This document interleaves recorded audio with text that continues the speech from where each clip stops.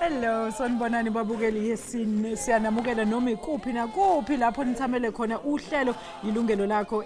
It's your right mbukeli, we're coming to you live bukhoma la kumamba phambili SABC 1 eMzansi for sure. Mina kuyangazi ngingu-Alisha uMangcolosi usijongo kajali intombi yaphansi eThekwini emanzi imtoti. Mbukeli uyazi njengenjwayelo ke nawe phela ungaba ingxenye yohlelo lwethu ngokuthi ushale ucingo mese ngivule ingcingo la ku 0117146918 alternatively 6919. Ungasithumela futhi ne-SMS ku 33721 noma usibhalele ezinkundleni zethu zokuxhumana. But right now mbukeli asingene shiqe odabeni lethu la namhlanje.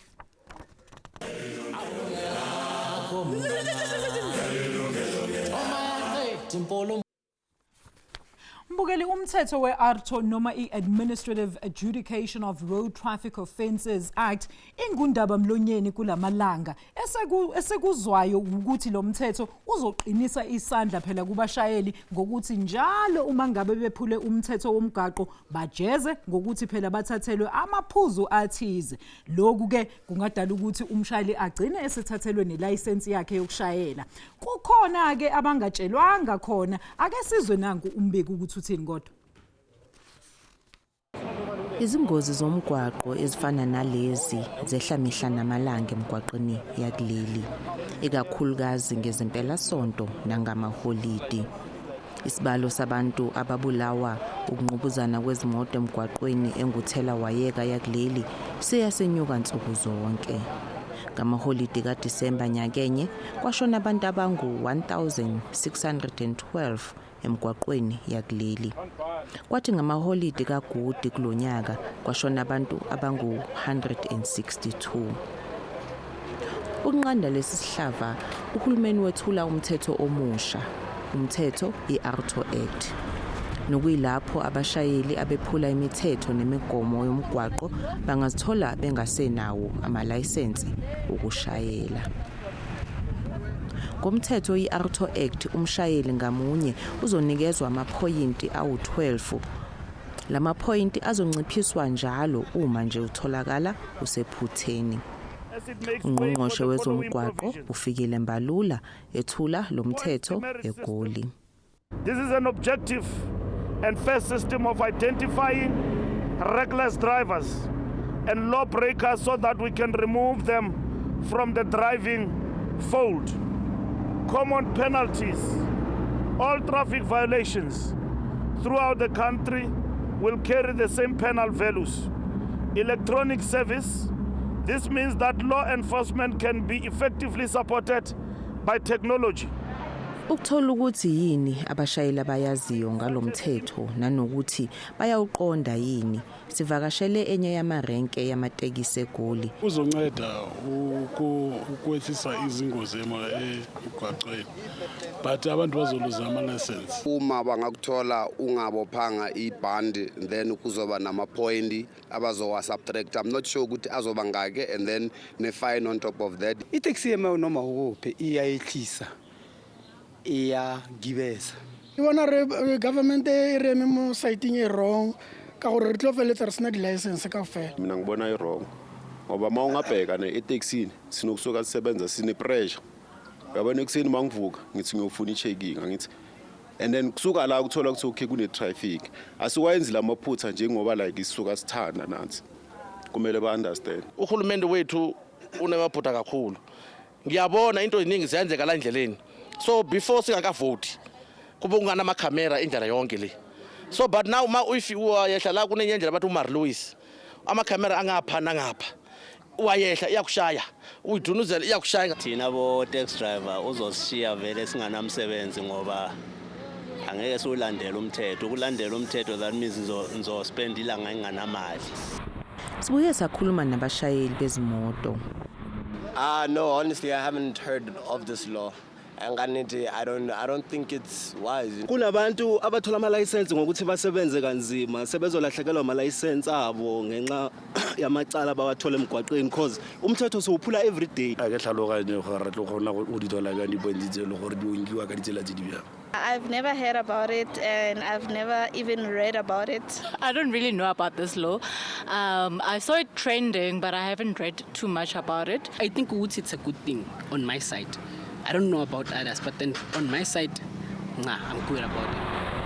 Lo mthetho owahlongozwa ngonyaka ka-2015 ngaphambi kokuba wethulwe wadingidwa ePhalamende wanikezelwa kumphakathi ukuba uphawule kwathi emasontweni ambalwa edlule umengameli uCyril Ramaphosa wasayinda ukuba ususemthethweni umthetho iARTO Act ozohambisana namaphoyinti okusekusele manje ukuthi ushicilelwe. Ngakho-ke akusekuningi abashayeli abangakwenza ngaphandle nje kokuthi baqonde amalungelo abo ahambisana nalo mthetho. Hlengiwe Shibambu, Yilungelo Lakho. Ite isukile sibonge kakhulu kwintokazi uHlengiwe Shibambu ngokusihlanganisela lo mbeko mbukeli manje ukuthi basicacisele kabanzi ngalomthetho weARTO. We're very pleased to welcome uKwazi Ingcobo ovela ke yena a Road Traffic Infringement Agency kanti sinayo futhi intokazi uStephanie Fake yena ke uvela kwinhlangano ebizwa ngokuthi AARTO phecelezi Organization Undoing Tax Abuse. Lady and gentlemen, what a pleasure. Good afternoon and welcome. Thank you. Alicia. Thank you so much for joining us.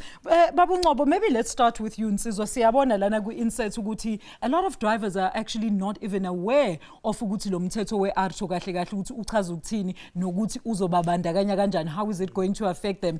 Kahle osichazele, what do you think about this ukuthi lo mthetho lo it's already been signed into law but labantu laba that is going to be affected by the most abakazi ukuthi uzosebenza kanjani?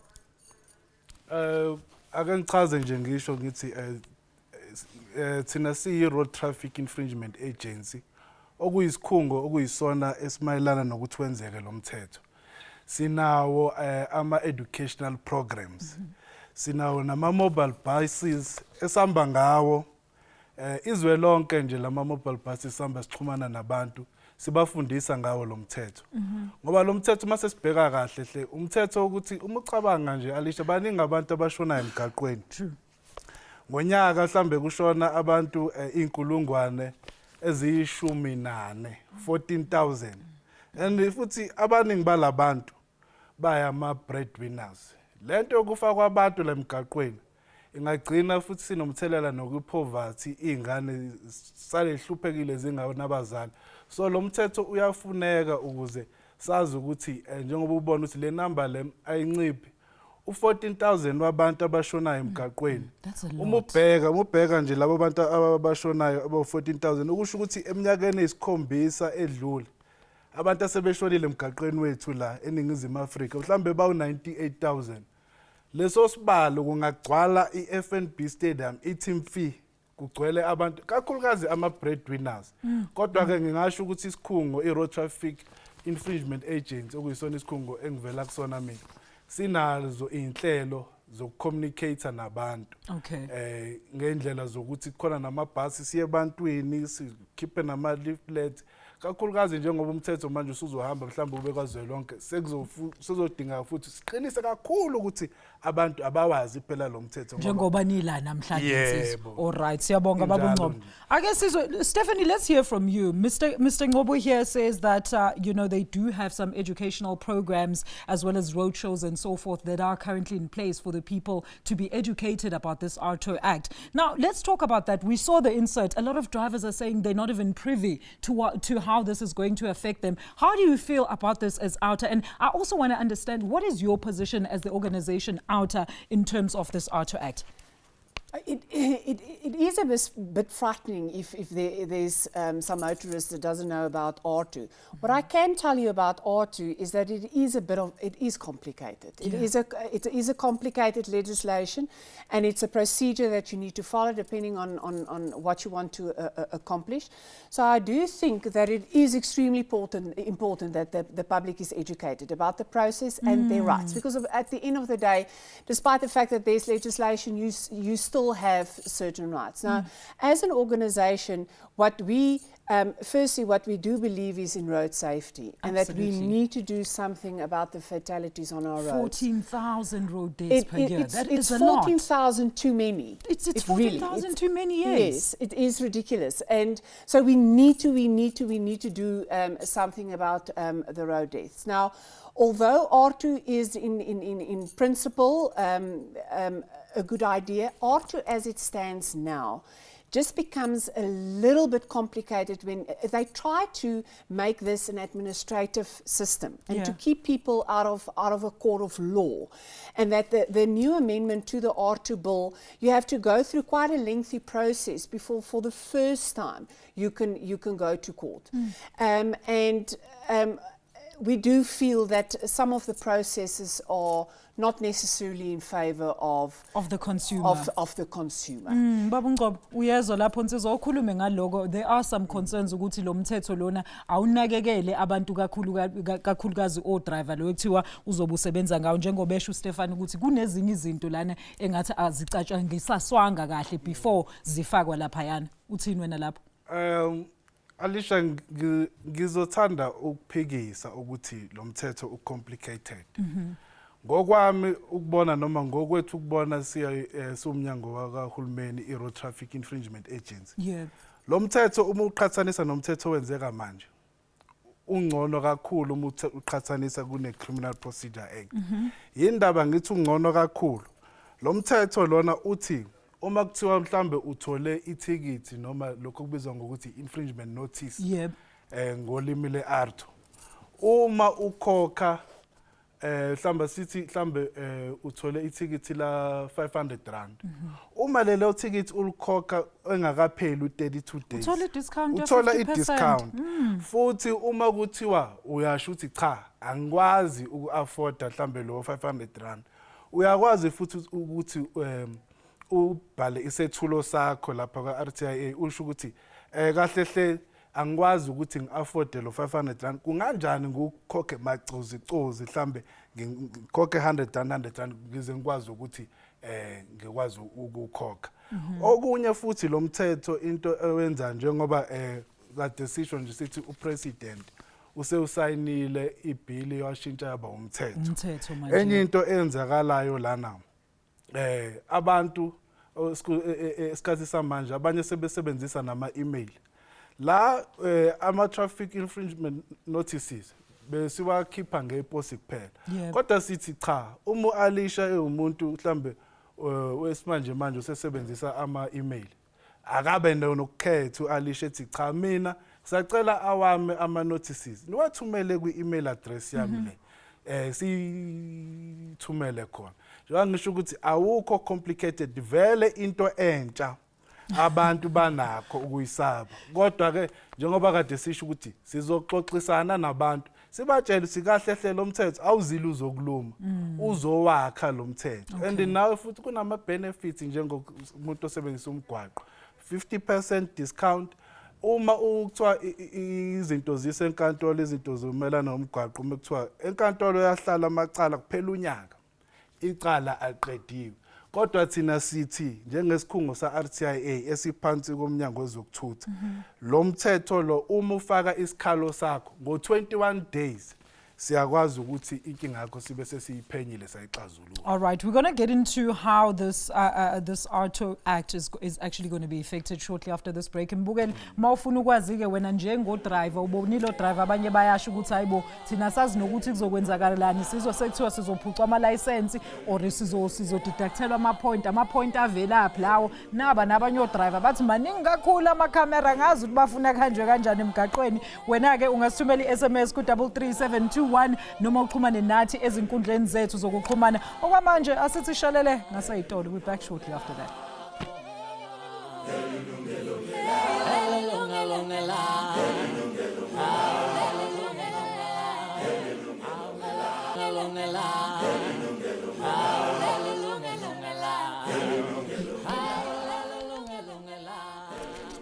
Siphinde sikwamukele futhi mbukeli namhlanje ke sibheka lo mthetho weARTO ukuthi usho ukuthini ezimpilweni zethu kakhulukazi o driver kanti futhi uzosebenza kanjani usungashayela ke la studio 0117146918 o 714691 ungasithinta futhi na ku SMS sikhona futhi na ku Facebook and also you can send us those emails to consumer@sabc.co.za ngihleli lana nokwazi ingcobo ovela kwe Road Traffic Infringement Agency kanye nentokazi uStephanie Fick ovela kwe-AARTO. All right, so Stephanie, we're hearing that, Mr. Ngobo is saying that, this bill is actually good. It's going to be beneficial to people in the long run and that they will be sitting down with certain people to try and, of course, make them understand the benefits of this AARTO Act. As you were saying earlier, that we do need to do something about the road carnage. But let's talk about this. You mentioned there are complications within this act. Can you please just outline for us, maybe as AARTO, what do you feel are some of the most important complications or concerns that that drivers need to know about, or maybe that the government needs to reconsider when it comes to this act? Firstly, I think it's the service of this infringement notice. Yeah.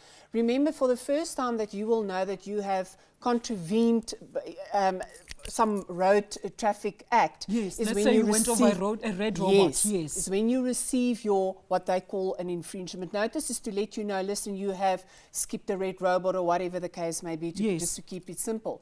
Now, you can get this via SMS, via email. So they've brought in, we do live in a times where cell phones and all of that is very important. Absolutely. But it does worry us. The previous AARTO Act, you can only get your infringement notice by registered post. Yes, that's now they've changed that. You can basically get it electronically anyway. The problem though is, and yes, we want to get the guilty persons, but what about the innocent person? We all know that some people are driving around with my cloned number plates or with your cloned number plates. I want to have the opportunity that if I'm not guilty, to be aware of this infringement so that I can say, but listen, I am not guilty. It's possible that you will not receive it. And that worries us, is that, and then we move into the system. The first time that you can go to court is after a very lengthy process, is you'll receive the infringement notice. Thereafter, it's a courtesy letter. Thereafter, you can go to a tribunal. Yes. For each and every step, there's an administration fee that you need to pay. Yeah. And then only once you are unsuccessful at the tribunal, can you then go to a court of law. So it's quite a lengthy process, and I do sometimes think that the best word to describe it's a difficult process. Let's listen to what Mr. Ngobo is saying about that. Babu Ngobo, uyasho lana uSteph ukuthi kunalento ukuthi I know ukuthi ubuchazela ukuthi senilethe indaba ukuthi abantu bangathola ama infringements ngamaposi kuphela sekunama email nani. Fine, we acknowledge lokho, but let's talk about le yama admin fees and the admin system yokuthi umuntu akasakhona ukuthi akhone ukuthi aqala yoliphika icala before aye enkantolo Nsizwa. Ake ngiqale ngilungise nayo le service. Yebo. Service njengoba sekuthiwa usuzokwazi ukuthi uthole ama traffic fines nge-email. Yebo. Akusho ukuthi ngeke ukwazi ukuthola ngeposi. Okay. La umthetho uyavuleleka. Uyakhethisa wena alisho umwazi ukuthi isikhathi esiningi usebenzisa email. So it's your choice how you it's want your to choice. receive those if you want to, okay. Yeah, uma wena ufuna ukuthola ngeposi uzosho ukuthi cha mina awami ama traffic fines noma ama infringement notice ngiyanicela bakithi ukuthi niwathumeleni ngeposi. Kodwa lo osebenzisa i-email naye futhi uyakhetha uthi cha mina ngoba ngumuntu osebenzisa i-email kakhulu ngisithola isikhathi sokeposini siyacela ningithumelele nge-email.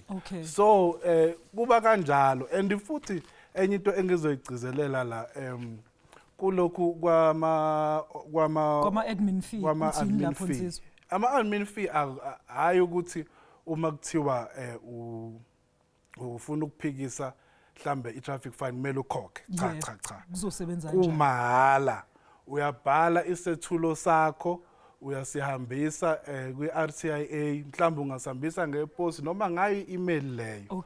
Kodwa ifee yenzeka uma kanjani ke uma kade mhlambe kade ubhalile washo ukuthi kunje uma sekuphenyiwe uma sekutholakala uphenyo lakho uthi cha engazi ukuthi lolu lwazi okade ulifakile la noma leyo motivation your dispute was unwarranted akuyona okay, akulona so that's when the admin fee actually kube is khona applicable. I-admin fee ukuthi cha engazi ukuthi kube khona umuntu obhala into engayona emva kophenyo sekuthola ukuthi akuyona and futhi njengoba desengisho ukuthi lo mthetho lo hayi ukuthi uyakhipha ilungelo labantu ukuthi beye enkantolo cha awukhiphi njengoba ngikutshelile ukuthi so they still reserve the right to go to court yeah okay but uya nini enkantolo Nsizwa uya enkantolo uma usuqede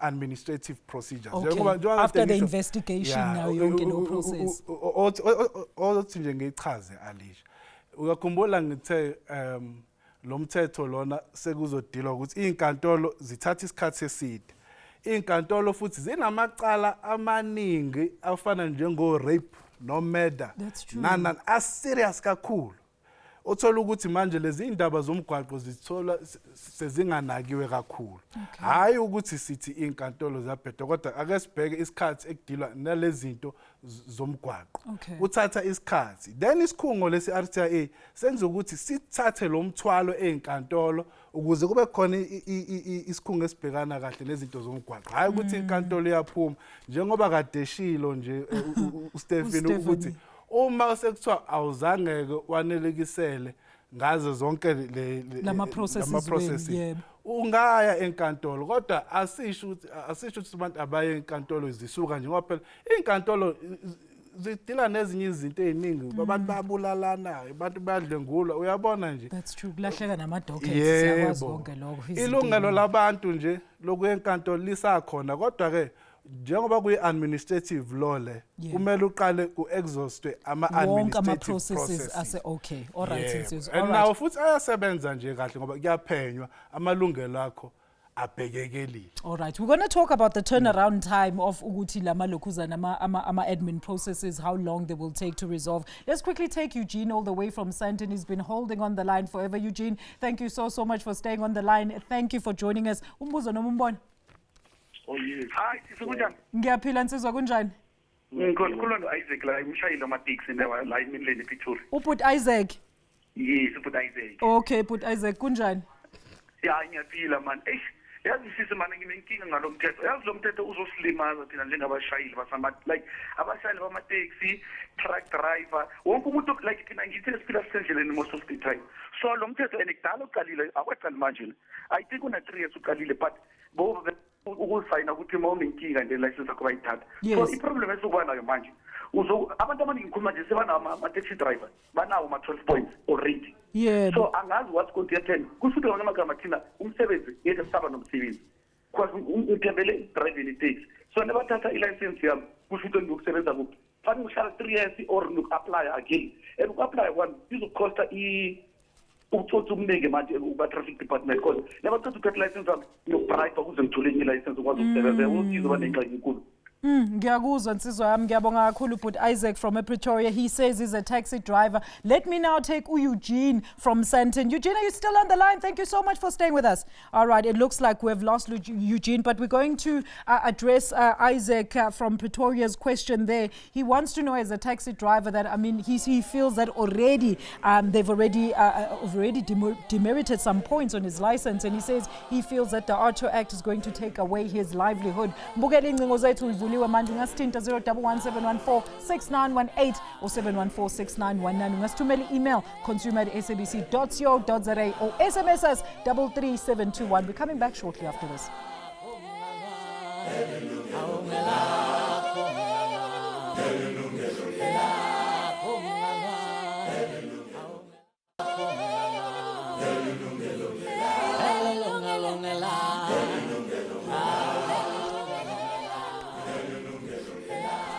Welcome back to Yilungelo Lakho. Sidingida udaba le-AARTO lapho kuthiwa ngeke mangabe wena umshayeli waphula umthetho womgaqo sekuzoba ne-demerit system lapho uzothathelwa khona ama-point athize ukuze phela bazama ukuthi bagqugquzele ukuthi wena ube a law abiding road user and driver. Eugene from Sandton, I hear you back on the line. Thank you so much for getting back to us. Welcome to the show. Umbuzo noma umbona? Yes, it's Isaac. Yes, Eugene. actually a bike. And concerning it, we are losing a lot of bikers. The reason to that, I tend to see that people go and buy bikes without knowing of how to handle the bike. Yes. So this is my suggestion that anyone that wants to purchase a bike must go for a training that where they will acquire a certificate. So with that certificate, it will differ with the license, because the license, it's not the one that drives the bike or whatever. Yes. So most of guys, they afford to buy a bike and they don't go for proper training. So I would say, if a person wants to buy a bike, go for a training first. And if you want to go buy a bike to any dealer, you must produce that certificate. Thank you so much, Eugene. Yeah. In that, because of sometimes you find that a friend of mine bought a bike and he bought a very heavy, expensive bike where I will teach him, but not teach him in a proper way. So immediately I teach him, he will just know how to ride today. And tomorrow he's gone. He's taking it on the road. Thank you so much, Eugene, for that suggestion. All right, guys, we heard Eugene. He's suggesting that, if bikers, with the loss of bikers, he's suggesting that if those bikers are actually acquiring licenses, they need proper training. But maybe insizwa osichazele, iba affecta kanjani AARTO labantu abaqhuba izithuthi? Iyaba affecta bona bangena kulo mthetho? Bayangena impela kuona kulomthetho ngoba phela nabo khumbula ukuthi labantu nabo babashayeli. Yebo. Nabo ngalesikhathi uma ubheka kuma license khona I license yokushayela izithuthuthu, khona I license yama truck, khona I license futhi yemoto encane. Okusho ukuthi nabo njengaba bashayeli babandakaleka lo mthetho lo uyabathinta. Kodwa futhi ngisafuna ukukhuluma ngalolu daba kade elikhuluma uIsaac. Isaac, yes. uIsaac ngamuza impela uyakhala ukuthi nawa ama-point asemdlile. Ama-point awakaqali Alisha. Ama-point ayoqala uma lo mthetho usu roll out national mhlazane ungqongqoshe ubaba ufikile Mbalula. Washo ukuthi cha lo mthetho lo uzoqala uye national. Ila ama-point azoqala khona. So awukaqali. Awukaqali umthetho wama-point. Kodwa mhlambe sicabanga ukuthi uqala nini? Ngizwe kuthiwa next year kodwa ilanga alikakakhishwa nsizwa. Ake ngingalikhiphi nami ilanga ngoba don't commit to a date, but can we say roughly early next year, early 2020, mid 2020?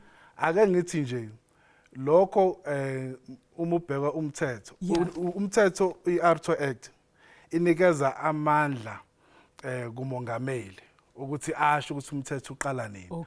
Kodwa into eyowenzeka ungqongqoshe ufikile Mbalula uyena oyo announce ukuthi cha umthetho lona uqala ngosuku olukuthi then umongameli yobe esewusayina ke sesho ukuthi usuku olukuthi mina angifuni ukusho ngoba akukho semandleni ami lokho. Kodwa enye into kade ngifuna kade ukuchazisisa ngendaba kaIsaac. AARTO Act imayelana nokuphepha emgaqweni. Uyabona ithikithi lokungashayeli kahle awuvese ulithole nje Alisha. Usuke kube kukhona umthetho osuke uphulile kuma uthola ithikithi. Uyabona ngalesikhathi uyofundela ukushayela waphasa ngoba itest yakho wawulandela imithetho yomgwaqo. AARTO Act uma umuntu nje oshayela kahle mhlambe njengawe ushayela kahle. Ave ngishayela kahle. Uyabona ke wena njengoba ushayela kahle khuleka AARTO le namaphuzu. Izoba igadeni. Akumele nje uyihluphe ngayo. Uma AARTO iyoza kubantu awukuthi imithetho yomgwaqo abayithobeli. But then says another point that was raised by Isaac. Now listen to this, Stephanie. Isaac says he's a taxi driver. He's concerned about the fact that, well, he has addressed the point that they haven't started with the demerit system at the moment. But now he's saying that they will be paying bribes in order for them to be driving, to get reissued with new licenses, because this is their livelihood. So is this one of the concerns also as AARTO that you guys are really concerned about in terms of this act? Yes, is that it will sort of increase the corruption, I suppose, and buying, and if you have money you can buy whatever, because one of the one thing about AARTO is the fact that you can't renew your license and all of that. If you are already a driver that doesn't care, In other words, you don't care whether you commit crimes or not. The fact that you do not have a driver's license is not going to stop you, and I think that's what you know what we are hearing. Yeah. My concern is, and although yes, they wanted to have an administrative process, they want to keep the people out of court. The minute you have you go into court, you have certain rights, and the consumers has got rights. So you take away some of people's rights when they go to court. But the question is, visible policing. How are you going to catch the guy that doesn't drive with a driver's license? How are you going to catch the drunk person? How are you going to catch, I want to say 98% of the infringements? Visible policing is by the person. So AARTO is the process we take people through.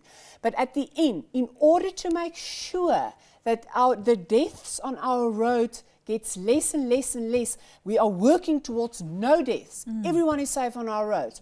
We will need more visible policing in order to catch the criminals and not try and catch them by an administrative process.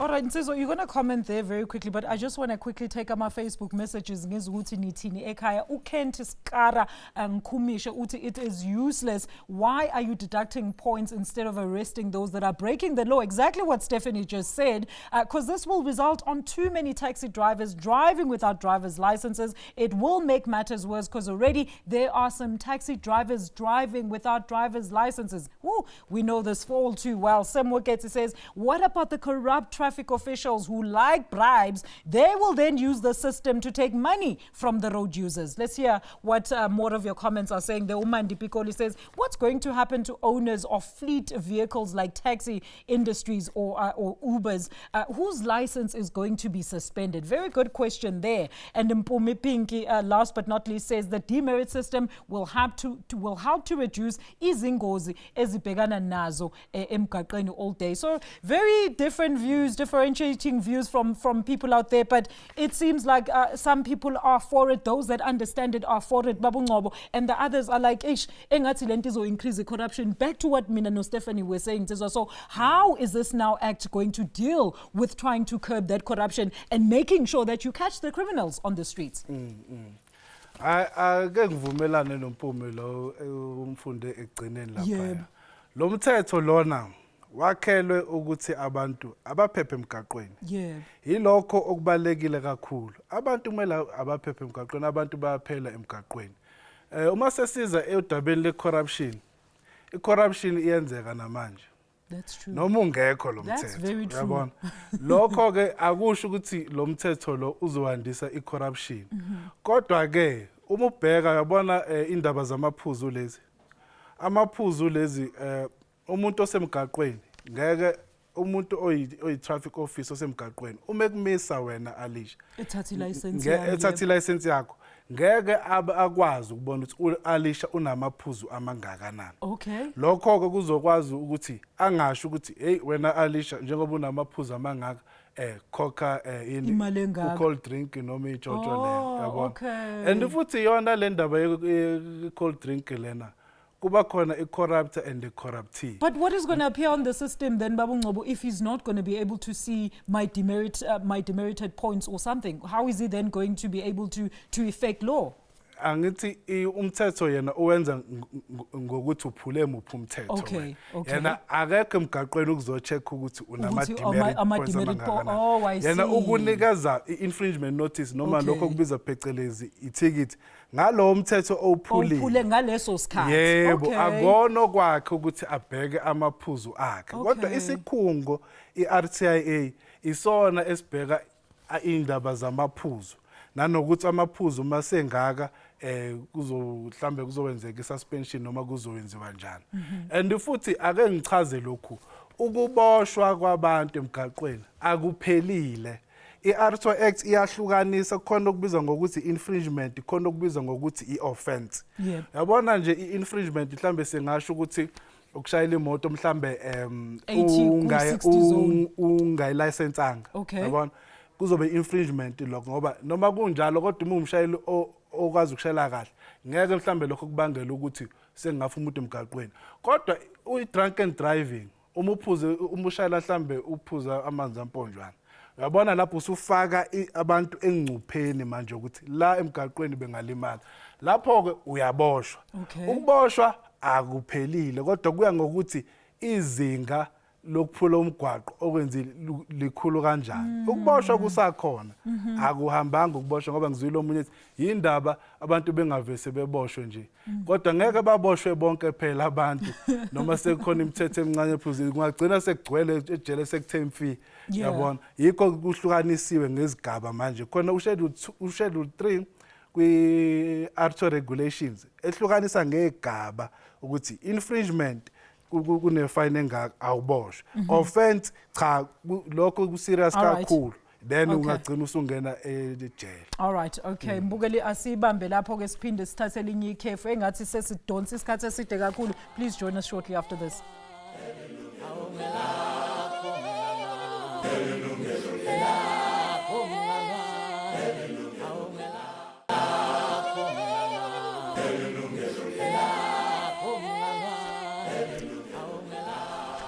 Mbukeli, welcome back. Sisadingida udaba le-AARTO ukuthi wena njengomshayeli ke emigaqweni yalapha eMzansi yiziphi izinto ekumele uzazi mayelana nalo mthetho osayinwe ngumongameli into law okusho ukuthi sometime next year njengoba esho ubaba uNcobo ukuthi akakaziwa the exact date lapho ke sisamele khona iminister ukuthi izochaza ukuthi bazositshela ukuthi which actual date is this AARTO Act going to kick in. Yiziphi izinto ekumele wena uzazi and ready yourself ahead of this act becoming something that you need to familiarize yourself with. All right, let's quickly take Bless from Forsberg. Bless from Forsberg, thank you so much for joining us. Umbuzo noma umbona?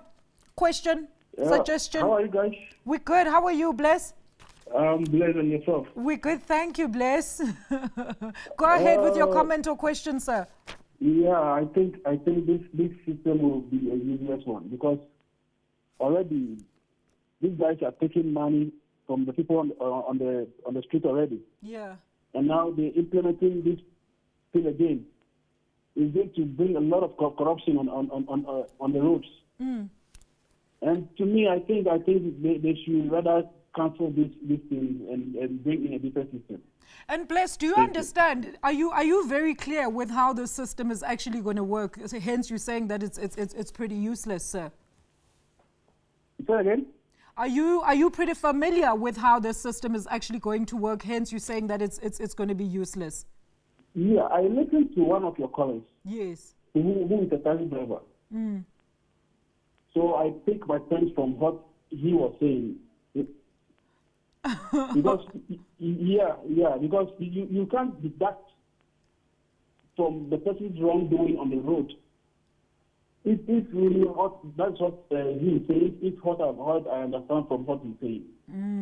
You know, Bless, maybe just familiarize yourself with how this AARTO system is actually going to work, because there will be demerit points or points will be demerited from your license and so forth. But there is an actual process with how it's going to turn out. If you, for example, commit a traffic offense, that's when they start deducting those points. And they haven't started deducting those points as of yet. It's only going to kick in next year. That's when the system will actually start kicking in. So we are still waiting for an actual date as of when it will be implemented. And Andile, Babu Ngobo, this is what we're talking about. A lot of people, it sounds like Bless is not really sure about how the system is going to work, but he feels it's going to be useless based on what other people and other drivers are saying. So we really need this education, and you guys really need to be out there like right now before Minister Fikile Mbalula actually announces the rollout date. Uqinisile impela Alisha, abantu kusamele sibafundise impela ngalo mthetho. Kodwa ake ngichaze nje le yamaphuzu. Yes. Uma ungase unikeze isikhathi asikhulume kanjani. Yes. Ama infringements ukuthi azosebenza kanjani. Yezwa abantu abaningi bathi ama point azodiductwa. Kahle hle ama point awazodiductwa. Uqala uma kuthiwa lo mthetho usuyaqala. Siqala sonke mhlambe singena ama point sino 0. Okay. Yabona? Then ke uma sekuthiwa wena uphula imithetho yomgwaqo aya addwa lama point abadeductwa. Okay. Okusho ukuthi nje mhlambe uma ngase ngenze isibonelo kune threshold ya 12 points. Kodwa uma eaddwa lama point uqala ku0 wena uAlisha uyabona? Yeah. Uma mhlambe kuthiwa ubanjiwe for drunken driving uyaboshwa wena uma icala likudlile lapha enkantolo bakuthola uguilty asiyangena amaphoyinti about 6 Okay. yabona mhlambe emva kweinsukane ezithile noma inyangana ezithile futhi uma uqhubeka uphulithe umthetho omgwaqo Ujump irobot elibovu. asithi mhlambe uya overtake nje ngendlela engaphephile kuno barrier line mhlambe esejikeni mhlambe uthola u4 points mhlambe Okay.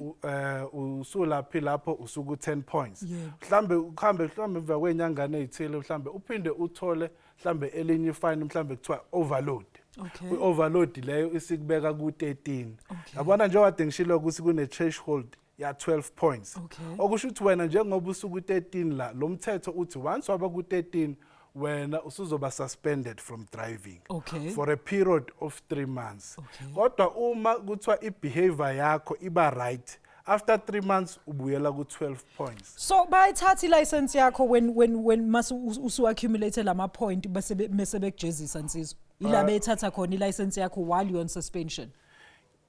So you will have no license while you're on suspension, on the 3-month suspension. Awunayo i-license ngoba wena uzothunyelwa incwadi kuthiwa cha njengoba usufike ku-13 kanje awusavumelekile ukuthi ushayele kodwa uma uyiphatha kahle njalo emva kwa 3 months liyancipha ipoint njalo emva kwa 3 months okuwukuthi uma uyiphatha kahle ungaze uphindele usuyibona usubuyele kuona futhi lo 0 okusho ukuthi lo mthetho lo ngasikhathi uyiphatha kahle uyakuqomela futhi uthi nangeseyiphatha kahle uAlish ake sinciphisa amaphoyinti. Okay, you're right. Maybe that's what we wanted to hear. Bless, I hope ukuthi uzwile now. Don't depend on what other people are saying now, but that are not fully informed. Let's quickly take uShila all the way from eKatlehong. Sishila Ntoka sakwamukela ohlelweni umbuzo noma umbono. Kunjani sisi? Ngiyaphila ma kunjani? Ngiyaphila. Mina ngijabulele lo mthetho weARTO ne? Yebo ma. Ngoba ngibona ukuthi afula ingozi lezi. Yebo ma. Abantu bakaMfeksi bacomplain kanjani ngoba bona baba nempilo zibabheke imali kumele ubhuti okhulumayo uthi bona basuke barache itarget batargeta ngoba uma ngeke uphinde bona imali basona celayo nje ukuthi acela ukuthi bathi ugcele icorruption lethu. Okay mamshila corruption ngoba ama-taxi driver ayenza kanje ngoba ama-traffic officers bayazi ukuthi bayawadizela then iqala Siyabonga kakhulu mamshila, even though her line was not very, very clear, but I did make out some of the things that she was saying. Basically, she's very happy about this as it will try, of course, and aid in trying to curb the numbers of road carnage in South Africa. Manje mbukela sithathe ke flethu lokugcina. Please join us shortly after this. I'll probably take one more call. So Sheshan Lab 01171469186919. We're coming back shortly after this.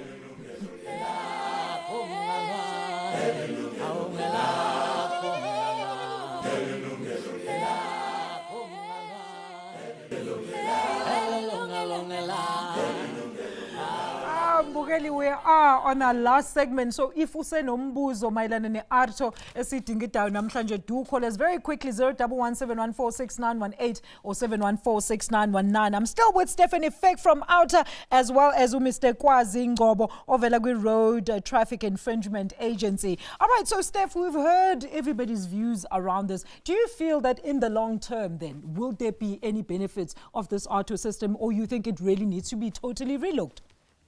What do you think? I don't think they have to redo the everything. It's just the way that they're going to implement AARTO, which is, like we said, it's the process. We're not changing what is crimes and what is not. It's how you, as the consumer, can deal with this allegation of an infringement or whatever.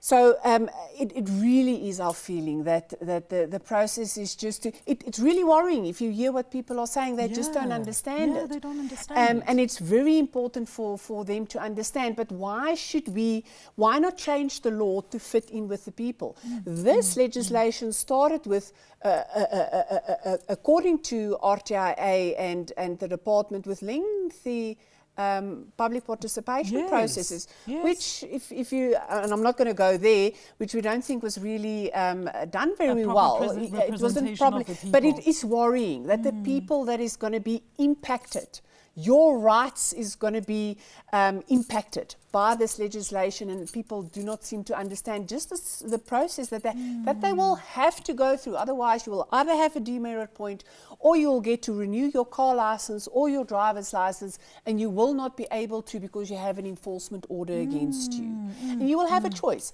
Either then pay that enforcement order, which carries administrative costs, or you can apply to have that enforcement order revoked, but it's a process. It's a process. In the yes, meantime, as he explained. In the meantime, you won't have a license. You won't have a license, Yeah. and your demerit points will remain. Let's see what some of your concerns on Facebook are as well. Let's quickly see Johan Usibongiseni Ezra Nzama uthi lo mthetho useless ngeke neze usisize ngalutho indlela kahulumeni yokwenza imali nje kuphela le. 3 problems ezibulala abantu emgaqweni. Number 1, not enough traffic cops to enforce the law. Number 2, corruption at driving license centers, and number 3, taxi drivers. How uhulumeni uyasaba ukupanisha o driver bama taxi uthini wena babungcobo ngalokho. Just hold it there, Johan. I'm going to get to the second one. I want Mr. Ngobu to quickly answer this one.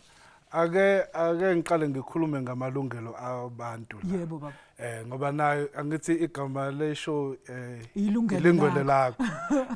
Lo mthetho lona ngizile uStephen ethi engazothi amalungelo abantu abhekwa ngiyaphikisa. Okay. Amalungelo abantu abhekelekile. Yabona njengoba kade ngisho ukuthi uma uthola i-traffic fine akusho ukuthi usu guilty. Okay. Umthetho ahambe kanjalo. Uzonikezwa wena u32 days Alisha. Yeah. U32 days ukuthi umuthi cha ngempela ngalivuma icala. Uyakhokha kodwa uma ukhokhe within 32 days ukhokha u50%. Okay. Kukhona into abayibiza ngerepresentation. Yila ukhala khona uthi cha engazi ukuthi i-traffic officer usibani banyana akawenzanga kahle umthethweni sacela ningiphenyele la. Besebenza yebo masebenza investigation. Futhi elinye ilungelo onalo ungasho ukuthi nje ade ngishilo ukuthi angikwazi ukuthi ngingakhokha ngisacela ukuthi ngikhokhe nge-installment. Okay. Uyabona lapho ukuthi amalungelo abantu akhona. Ukhulumile futhi ngento ekuthiwa i-enforcement order. I-enforcement order ayivese iqhamuka wena uma sekuthiwa utholile ithikithi kodwa wangenza lutho. Okay. Kuba isikhumbuzo ukuthi hayibo engazi ukuthi khona ongakwenzanga la. Ngoba nakho engazi ukuthi uya ignore le ticket sekuba enforcement order. Kodwa zithi isuka nje ebhandeni usuthola i-enforcement order. Ngakho ke amalungelo abantu abhekelelile. And futhi lo mthetho hayi uthi uqhamuka wodwa ubulala okunye. I-RTIA iyasebenzisana nezikhungo zama traffic officers.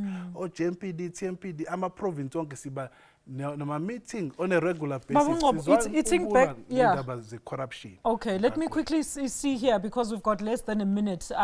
Usicelo Miyeza uthi angibingelele usicelo Miyeza lo emanzi imtoti. Insizwa yangakithi le konjani insizwa hello. Ake ngibuze la ukuthi ama points thina sizowazi kanjani uma sephelile ke la ama points ngizokwenza njani ukuze phela ngibuyele license yami angibonge. Very quickly insizwa.